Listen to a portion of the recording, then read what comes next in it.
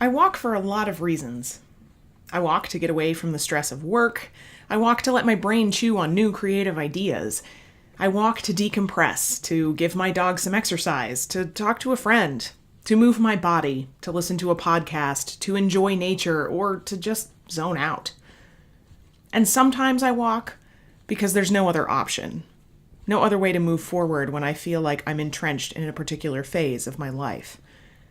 The physical act of walking is the place where I wrestle with my demons the most openly and honestly, where I'm able to see different possible futures for my life and admit that I desperately want some things and am desperately terrified of others.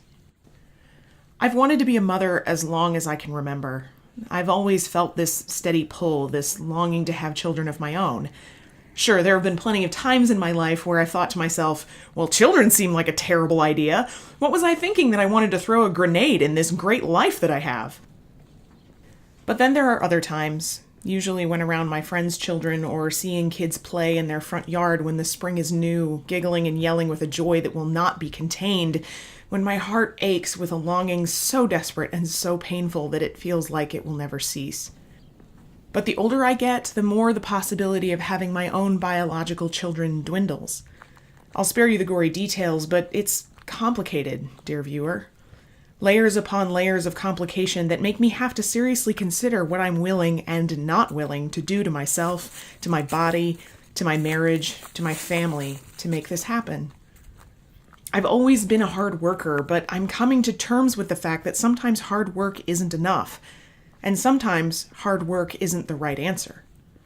There's no amount of commitment that guarantees you'll get what you want in the fertility arena.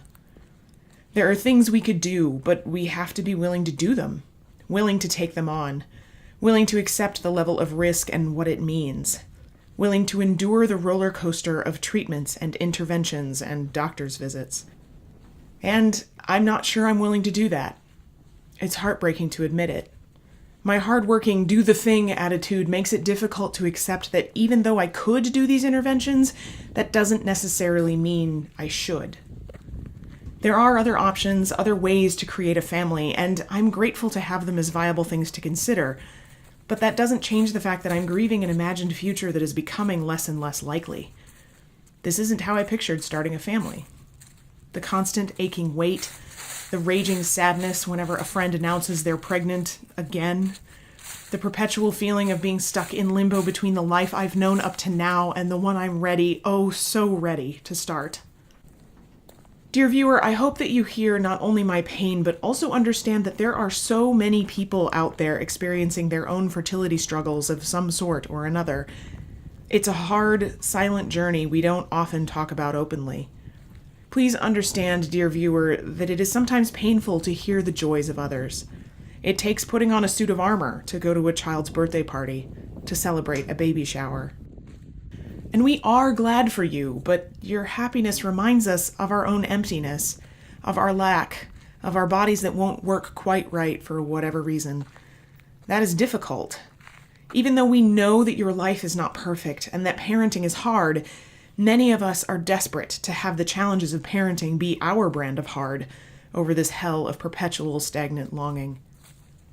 Dear viewer, I ask you to be thoughtful and kind when you talk to others in the world, and this goes for much more than just fertility struggles. Maybe you know others who have shared their struggles with you, or maybe this is the first time you'd ever considered that this might be a reality for people in your world. Regardless, listen more than you speak. Hear their pain if they are willing to share it, and try to understand their reality, even if it is different from your own. It is in sharing that we can name this pain and quell some of its ache. And dear viewer, if you are facing your own version of this journey, know that you are not alone. I'm sorry that it is hard, and I'm sorry that it sucks. I'm sorry that there are days when you want to punch the pregnant lady in the grocery store, and days when you want to curl up in a ball and cry forever at the unfairness of it all. I've been there. And there are others there too. There are so many of us who struggle with this battle. Find your tribe. We are out here. We hear you and we see you. I've been waiting for so long for a future that may never come. For a future that is becoming less clear, harder to picture in my mind's eye. I'm having to come to terms with some difficult potential realities. It is not a swift journey, but it is in the slow plodding steps that the choking knots of uncertainty and doubt begin to uncoil. It is in the moving forward that I find some semblance of peace with what is and what will be. And so I wait and hope and walk.